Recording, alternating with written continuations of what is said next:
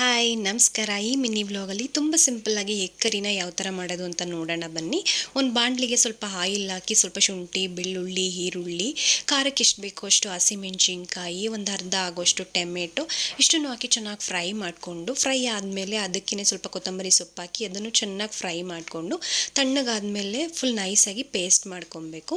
ನಾನಿಲ್ಲಿ 2 ಎಗ್ಗನ್ನು ಬೇಯಿಸಿ ಈ ಥರ ಕಟ್ ಮಾಡಿ ಇಟ್ಕೊಂಡಿದ್ದೀನಿ. ಇನ್ನೊಂದು ಕಡೆ ಬಾಣಲಿಗೆ ಸ್ವಲ್ಪ ಆಯಿಲ್ ಹಾಕಿ ಸ್ವಲ್ಪ ಅರಶಿನ, ಖಾರದ ಪುಡಿ, ಗರಂ ಮಸಾಲ, ಸ್ವಲ್ಪ ಉಪ್ಪು ಚೆನ್ನಾಗಿ ಎಲ್ಲವನ್ನು ಹಾಕಿ ಮಿಕ್ಸ್ ಮಾಡಿ ಎಗ್ಗನ್ನು ಅದಕ್ಕೆ ಹಾಕಿ ಸ್ವಲ್ಪ ಫ್ರೈ ಮಾಡಬೇಕು. ಟೇಸ್ಟ್ ಇನ್ನೂ ತುಂಬ ಎನ್ಹ್ಯಾನ್ಸ್ ಆಗುತ್ತೆ.